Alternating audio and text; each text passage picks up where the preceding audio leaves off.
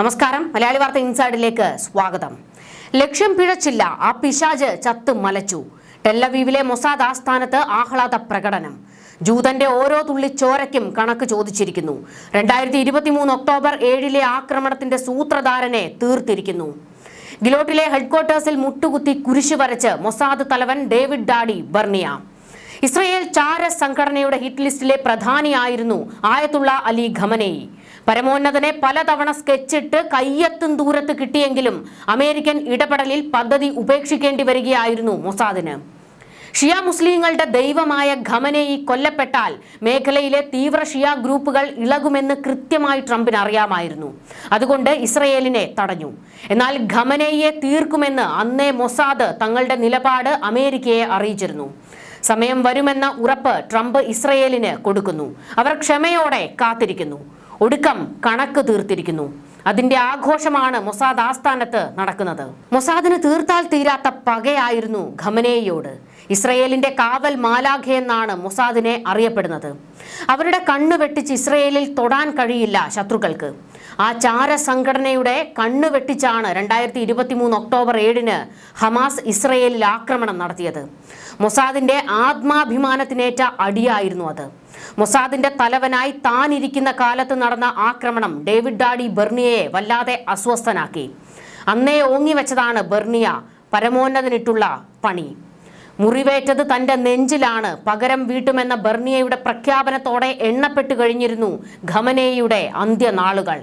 പിന്നീട് ഇങ്ങോട്ട് മൊസാദ് ചാരന്മാർ ഖമനേയിക്ക് പിന്നാലെ തന്നെ ഉണ്ടായിരുന്നു. 2021 ജൂണിൽ ബർണിയ മൊസാദ് തലപ്പത്തേക്ക് വന്നതോടെ ഇറാന്റെ നെഞ്ചിൽ റീത്തു വച്ചതാണ്. പിന്നീട് ഇങ്ങോട്ട് പശ്ചിമേഷ്യൻ സമാധാനവും സംഘർഷവും ബർണിയയുടെ വിരൽ തുമ്പിലായി. ഇറാനും ഖമനേയിയും ബർണിയുടെ ഒരേ ഒരു ലക്ഷ്യമായിരുന്നു. ഖമനേയിയെ വധിച്ചത് ദിവസങ്ങൾ നീണ്ട നിരീക്ഷണത്തിനൊടുവിലാണ് എന്നുള്ള റിപ്പോർട്ടുകളാണ് പുറത്തുവരുന്നത്. ചുമതലകൾ നിർവഹിക്കുന്നതിനിടെ ഖമനേയി കൊല്ലപ്പെട്ടുവെന്ന് ഫാർസ് ന്യൂസ് ഏജൻസി റിപ്പോർട്ട് പുറത്തുവിട്ടത്. ഖമനേയി എവിടെയാണെന്ന് മൊസാദിന്റെ ഇന്റലിജൻസ് ട്രാക്കിംഗ് സംവിധാനങ്ങൾ നിരീക്ഷിച്ചിരുന്നു. ഒടുവിൽ തന്റെ ഓഫീസിൽ ഉണ്ടെന്ന് ഉറപ്പുവരുത്തി യാതൊരു പഴുതും നൽകാതെയായിരുന്നു ആക്രമണം. ഖമനേയിക്കോ അദ്ദേഹത്തോടൊപ്പം കൊല്ലപ്പെട്ട മറ്റ് നേതാക്കൾക്കോ ഒന്നും ചെയ്യാൻ കഴിഞ്ഞില്ല എന്നാണ് US പ്രസിഡന്റ് ഡൊണാൾഡ് ട്രംപ് വ്യക്തമാക്കിയത്. ഖമനേയി അടക്കമുള്ള നേതാക്കളെ വധിച്ചത് 30 ബോംബുകൾ തുടർച്ചയായി വർഷിച്ചു എന്നാണ് റിപ്പോർട്ടിൽ പറയുന്നത്. ഖമനേയിയെയും കൂട്ടാളികളെയും ഒന്നിച്ച് വധിക്കാനുള്ള സമയം നിരീക്ഷിച്ച് കണ്ടെത്തിയ ശേഷമായിരുന്നു ഇസ്രയേൽ US സംയുക്ത ആക്രമണം. ഇറാന്റെ ഉന്നത സുരക്ഷാ നേതാക്കളായ പ്രമുഖർ ടെഹ്റാനിലെ 2 സ്ഥലങ്ങളിലായി യോഗം ചേർന്നത് ഇസ്രയേലിന്റെ മിലിറ്ററി ഇന്റലിജൻസ് ഡയറക്ടറേറ്റ് കണ്ടെത്തിയെന്നും അതിന് പിന്നാലെയാണ് അപ്രതീക്ഷിത ആക്രമണം നടന്നതെന്നും ഇസ്രയേൽ പുറത്തിറക്കിയ പ്രസ്താവനയിൽ പറയുന്നുണ്ട്. മൊസാദിന്റെ ആക്രമണ രീതി അതിവിടെ കൃത്യമായി എക്സിക്യൂട്ട് ചെയ്ത് നടപ്പാക്കി എന്നുള്ളതാണ് വ്യക്തമാകുന്നത്. അതായത് മൊസാദ് നേരിട്ട് കളത്തിലേക്ക് ഇറങ്ങുമ്പോൾ ആക്രമിക്കുന്നത് എന്തിനെയാണോ ലക്ഷ്യം വെക്കുന്നത് അതിൻ്റെ തലപ്പത്തുള്ളവരെയാണ്.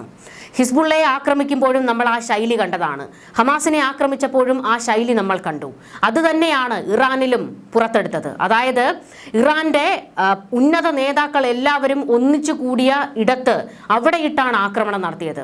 പലതവണ ഇറാനിൽ പല ചർച്ചകൾ നടന്നിരുന്നു. എന്നാൽ അപ്പോഴൊക്കെ എല്ലാ ഉന്നതരും ഒരേ സമയത്ത് ഒരുമിച്ച് ഒരിടത്തുണ്ടായിരുന്നില്ല. തിടുക്കപ്പെട്ടായിരുന്നു ഇസ്രയേൽ ഒരു ആക്രമണം നടത്തിയത്. എന്നാൽ ആ തിടുക്കപ്പെട്ട് ആക്രമണം നടത്തുന്നതിന് എല്ലാ സജ്ജീകരണങ്ങളും തയ്യാറാക്കി അവർ കാത്തിരുന്നു, ഒരു പിഴവും സംഭവിക്കാതെ ആക്രമണം നടത്തുന്നതിന്. അങ്ങനെയാണ് മൊസാദ് ഒരു വിവരം കണ്ടെത്തിയത്. ഇറാൻ അവരുടെ ഒരു മേഖലയിൽ, ഒരു കേന്ദ്രത്തിൽ ഒരുമിച്ച് ചർച്ചയ്ക്ക് ഒത്തുകൂടുന്നു എന്നുള്ള വിവരം. IRGCയുടെയും അതുപോലെ തന്നെ ഖമനേയിയുടെ ശിങ്കിടികൾ എല്ലാവരും ഒന്നിച്ച ഒരു കേന്ദ്രമായിരുന്നു ഇവിടം. അതുകൊണ്ട് തന്നെയാണ് പെട്ടെന്ന് ഇസ്രയേൽ ആക്രമണം നടത്തിയതും. പൊതുവെ ഇസ്രയേൽ ആക്രമണം നടത്തുമ്പോൾ രാത്രികാലങ്ങളിലായിരുന്നു. അതായത് ശത്രുവിനെ ആക്രമിക്കാൻ അവരുടെ റഡാറുകളെ വെട്ടിച്ചകത്തേക്ക് കടക്കുന്നതാണ് ഇസ്രയേലിന്റെ ശൈലി. അതുകൊണ്ട് രാത്രികാലങ്ങളിലായിരുന്നു ഇറാനെ മുൻപും ആക്രമിച്ചിട്ടുള്ളത്. എന്നാൽ കഴിഞ്ഞ ദിവസം ശനിയാഴ്ച രാവിലെയായിരുന്നു ആക്രമണം നടന്നത്. അതിൻ്റെ ഏക തെളിവാണ് ഈ പ്രധാനപ്പെട്ട നേതാക്കളെല്ലാം ഒത്തുകൂടിയിടത്ത് ആക്രമണം നടത്തി എന്നുള്ളതിലൂടെ വ്യക്തമാകുന്നത്. ഈ നേതാക്കളെല്ലാം ഒത്തുകൂടുന്നുണ്ട് എന്നുള്ളതിന്റെ എല്ലാ വിവരങ്ങളും ചൂണ്ടിയെടുത്തത് മൊസാദ് തന്നെയായിരുന്നു. ശനിയാഴ്ച ആക്രമണം ആരംഭിച്ചതിന് ശേഷം ഖമനേയിയെക്കുറിച്ച് യാതൊരു വിവരങ്ങളും പുറത്തേക്ക് വന്നിരുന്നില്ല. ഖമനേയി സുരക്ഷിത സ്ഥാനത്തേക്ക് മാറി എന്നുള്ള വിവരം മാത്രമേ ഉണ്ടായിരുന്നുള്ളൂ.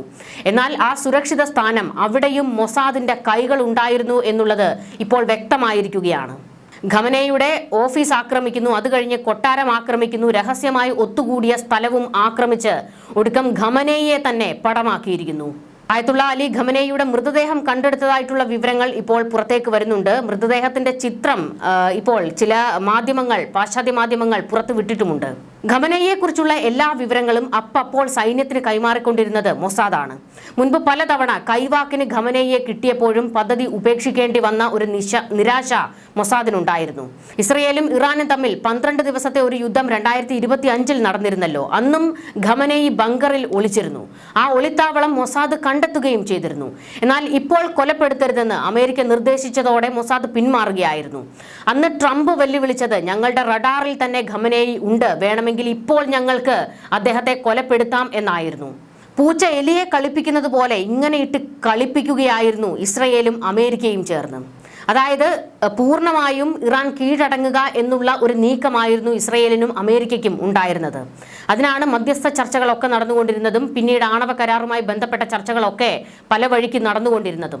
എന്നാൽ ഇറാന്റെ ഒരൊറ്റ തീരുമാനമായിരുന്നു ആണവ കരാറിൽ ഒപ്പിടില്ല, യുറേനിയം സമ്പുഷ്ടീകരണം തുടരും, മിസൈൽ പരീക്ഷണം തുടരും. ഇത് കട്ടായം പറഞ്ഞുകൊണ്ടേയിരുന്നു ഇറാനും ആയത്തുള്ള അലി ഖമനേയിയും. ഇറാന്റെ ഈ ഒരു തീരുമാനം പുറത്തു വന്നതോടുകൂടി ഇസ്രയേൽ അമേരിക്കയോട് ഒരു നിലപാട് വ്യക്തമാക്കി. ഇനി കാത്തിരിക്കാൻ ഞങ്ങൾക്ക് കഴിയില്ല എന്ന്. തുടർന്നാണ് യുദ്ധം തുടങ്ങിവെച്ചത്. ഇസ്രയേൽ എന്ന രാജ്യം കത്തിക്കാൻ പ്രോക്സികളെ വളർത്തി പശ്ചിമേഷ്യയിൽ ഭീകരവാദത്തിന്റെ വിത്ത് പാകിയത് ഇറാനാണ്. അതിനാഴത്തിൽ വേരുറപ്പിച്ചത് ആയത്തുള്ള അലി ഖമനേയിയുടെ കാലത്ത്. Hamas, Hezbollah, Houthi, Iraq, Syria മിലീഷ്യകൾ ഭീകരവാദത്തിന്റെ അച്ചുതണ്ടാണ്. പ്രോക്സികളെ അടിച്ചു തീർത്ത് അതിന്റെ നട്ടലിലൊടിച്ചിട്ടത് ഇസ്രയേലാണ്. പിന്നെ തിരിഞ്ഞത് ഇറാന്റെ നേർക്ക്. മൊസാദ് ഒരു ദാക്ഷിണ്യവും കാണിച്ചില്ല, കയറി അടിച്ച് ചിതറിച്ചു എന്ന് വേണം പറയാൻ. ഡേവിഡ് ഡാഡി ബെർണിയയുടെ നിശ്ചയദാർഢ്യമാണ് ഖമനേയി വധത്തിൽ കലാശിച്ചത്. ഒക്ടോബർ 7-ന് ഹമാസിനെ ഇറക്കി ഇറാൻ തീക്കളിയാണ് അന്ന് കളിച്ചത്. ആ സാഹസത്തിന് ഇറാൻ കൊടുക്കേണ്ടി വന്ന വില ഖമനേയിയുടെ ചോര. ഭീകരർ ഭയക്കേണ്ടത് നെതന്യാഹുവിനെ അല്ല, ഡേവിഡ് ഡാഡി ബെർണിയെയാണ്. പിന്നീട് ഇങ്ങോട്ട് നമ്മൾ കണ്ടല്ലോ, ശത്രുക്കൾ കുറങ്ങാൻ പോലും കഴിഞ്ഞിരുന്നില്ല 2023 ഒക്ടോബർ 7-ലെ ആക്രമണത്തിന് ശേഷം. അന്നത്തെ ആ ആക്രമണത്തിൽ 1139 പേരെയാണ് ഇസ്രയേലിൽ കയറി ഹമാസ് കൊലപ്പെടുത്തിയത്. 251 ഇസ്രയേലികളെ ഉൾപ്പെടെ തടവിലാക്കുകയും ചെയ്തിരുന്നു. ആ ചോരയ്ക്ക് മറുപടി പറയാൻ ഡേവിഡ് ഡാഡി ബെർണിയ സടകുടഞ്ഞിറങ്ങിയപ്പോൾ പശ്ചിമേഷ്യ കത്തി അമരുന്നതായിരുന്നു പിന്നീട് നമ്മൾ കണ്ടത്. ഗാസ മുച്ചൂട് മുടിച്ചുകൊണ്ടായിരുന്നു ഡേവിഡും കൂട്ടരും കളത്തിൽ നിറഞ്ഞത്. മൊസാദിന്റെ വീര്യം ചോർന്നു പോയിട്ടില്ല എന്ന് ബെർണിയ ലോകത്തിനു മുന്നിൽ തെളിയിച്ചു കൊടുത്തു. സുരക്ഷിതരെന്ന് അഹങ്കരിച്ച ഹമാസ് നേതാക്കളെ അവർ ഒളിച്ചിരുന്ന മടയിൽ കയറി തീർത്തു. 2024 ജൂലൈ 31-ന് ഇറാനിൽ കയറി ഖമനേയിയുടെ ചിറകിനടിയിൽ നിന്നാണ് ഇസ്മയിൽ ഹനിയയെ തീർത്തു കെട്ടിയത്. ഇസ്മയിൽ ഹനിയയുടെ ജീവൻ എടുത്തിട്ടും ഡേവിഡ് ഡാഡി ബെർണിയയുടെ ഭീകരരുടെ ചോര കുടിക്കാനുള്ള കൊതി തീർന്നില്ല. പിന്നീട് ലബനനിലേക്ക് തിരിഞ്ഞു. പേജറുകളിൽ സ്ഫോടനം നടത്തി. അമേരിക്കയുടെ CIA പോലും ഞെട്ടിച്ചുകൊണ്ട് മൊസാദ് ഒരു നീക്കം നടത്തി.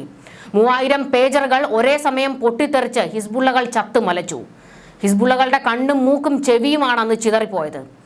ഇസ്രയേൽ കാത്തിരിക്കൂ, സർപ്രൈസുകൾ വരുന്നുണ്ടെന്ന് വെല്ലുവിളിച്ച ഹിസ്ബുള്ള തലവൻ ഹസൻ നസറുള്ളയുടെ തലയെടുത്ത് ഇറാന്റെ കണ്ണിൽ ഭീതി വിതച്ചു. ഇപ്പോൾ ഖമനേയിയെയും തീർത്തു കെട്ടിയിരിക്കുന്നു മൊസാദ് കുറിവെച്ചാൽ അത് നടപ്പാക്കിയിരിക്കും. ശത്രുലോകത്തിന്റെ ഏത് കോണിൽ ഒളിച്ചാലും അതിനി നരകത്തിലായാൽ പോലും രക്ഷപ്പെടില്ല. ഇസ്രയേലിന്റെ ചാരസംഘടനയായ മൊസാദ് ശത്രുക്കളെ വകവരുത്തുന്നത് എങ്ങനെയാണ്? ഇത് ഒരു വലിയ ചോദ്യം തന്നെയാണ്. കാരണം CIA പോലും ഞെട്ടിച്ചുകൊണ്ടാണ് മൊസാദ് പല ഓപ്പറേഷനുകളും നടത്തുന്നത്. മൊസാദിന്റെ മുൻ തലവൻ യോസി കോഹൻ സംഘടനയുടെ പ്രവർത്തന രീതികളെക്കുറിച്ചുള്ള ചെറിയ ഒരു വിവരണം മുൻപ് പുറത്തുവിട്ടിരുന്നു. അതായത് ഒരു വെളിപ്പെടുത്തൽ അദ്ദേഹം നടത്തിയിരുന്നു. അത് കേട്ടവർക്കറിയാം മൊസാദ് എന്താണ് എന്നുള്ളത്. 2016 മുതൽ 2021 വരെ കോഹനായിരുന്നു മൊസാദിന് നേതൃത്വം നൽകിയത്. 2021-ലാണ് ബെർണിയ മൊസാദിന്റെ തലപ്പത്ത് എത്തുന്നത്. ഒരു മൊസാദ് ഏജന്റ് എന്ന നിലയിൽ അറബ് ലോകത്ത് പലതവണ രഹസ്യമായി പോയി ഓരോ തവണയും തന്നെ ഏൽപ്പിച്ച കാര്യങ്ങൾ കൃത്യമായി ചെയ്ത വ്യക്തിയാണ് Cohen. Sword of Freedom, Israel, Mossad and the Secret War എന്ന പുസ്തകവും അദ്ദേഹം എഴുതിയിട്ടുണ്ട്.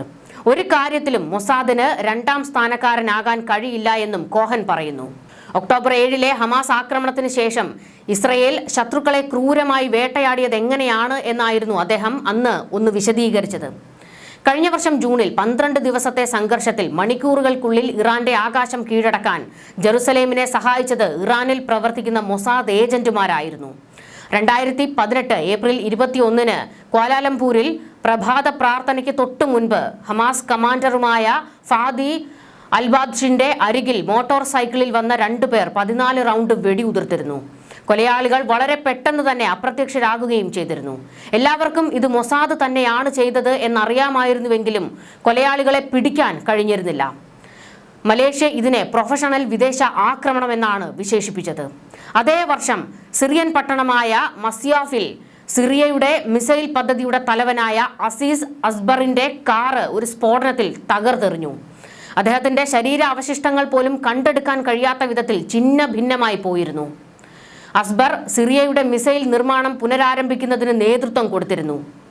ഇതോടെയാണ് അസ്ബർ കൊല്ലപ്പെട്ടത്. 2020 ഓഗസ്റ്റ് 7 ടെഹ്റാനിലെ പാസ്ദറൻ ജില്ലയിൽ അൽ ഖ്വയ്ദയുടെ 2ാമത്തെ നേതാവും 1998 US എംബസി ബോംബ് ആക്രമണത്തിന്റെ ശില്പിയുമായ അബു മുഹമ്മദ് അൽമസ്രിയെയും വധിച്ചത് മൊസാദായിരുന്നു. ഒസമ ബിൻ ലാദന്റെ മകൻ ഹംസയുടെ വിധവയായ അദ്ദേഹത്തിന്റെ മകൾ മിറിയവും അന്ന് കൊല്ലപ്പെട്ടിരുന്നു. ഇത് വെറും ഒരു കൊലപാതകമായിരുന്നില്ല, അതൊരു സന്ദേശമായിരുന്നു. ഇസ്രയേലിനെയോ അതിന്റെ സുഹൃത്തുക്കളെയോ ആക്രമിക്കുക ഭൂമിയിലെ ഒരിടത്തും സുരക്ഷിതമല്ല എന്നുള്ളതിന് തെളിവ്. ശത്രു വിജയിക്കുമെന്ന് തോന്നുന്ന നിമിഷം തന്നെ അവരെ തീർക്കുക എന്നതാണ് മൊസാദിന്റെ നയം. 2018 ജനുവരി അവസാനം ഇറാന്റെ ആണവ ശേഖരം ടെഹ്റാനിൽ നിന്ന് അപ്രത്യക്ഷമായിരുന്നു. വ്യാവസായിക തെർമൽ കട്ടറുകൾ ഉപയോഗിച്ച് കൂറ്റൻ സേഫുകൾ പൊട്ടിച്ച് 1/2 ടൺ രഹസ്യങ്ങളുമായി മൊസാദ് ഏജന്റുമാർ മടങ്ങി. ഒപ്പം 50,000 പേപ്പർ രേഖകളും 55,000 ഡിജിറ്റൽ ഫയലുകളും അവർ തട്ടിയെടുത്തിരുന്നു. ഇക്കാര്യങ്ങളെല്ലാം തന്നെ പരസ്യമായി കോഹൻ വെളിപ്പെടുത്തുകയായിരുന്നു.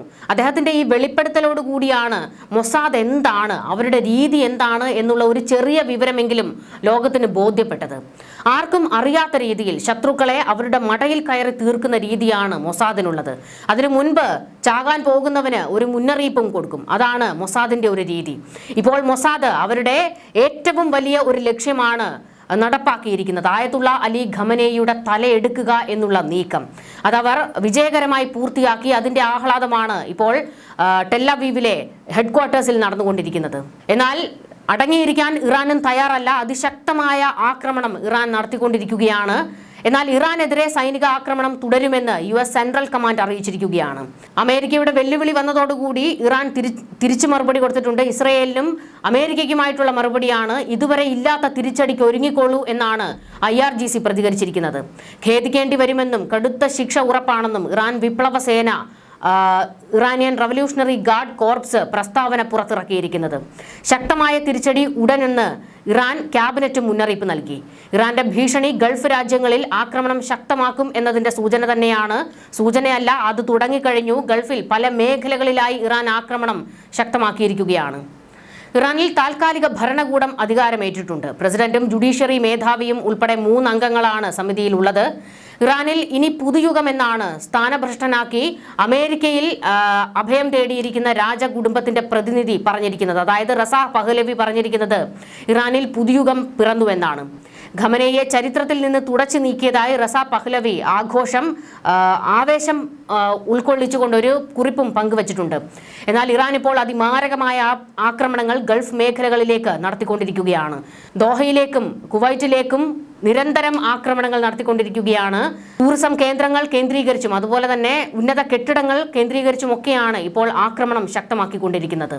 ഗൾഫ് രാജ്യങ്ങൾ അടിമുടി ഭയന്ന് നിൽക്കുകയാണ് എന്നുള്ള വിവരങ്ങളും പുറത്തേക്ക് വരുന്നു.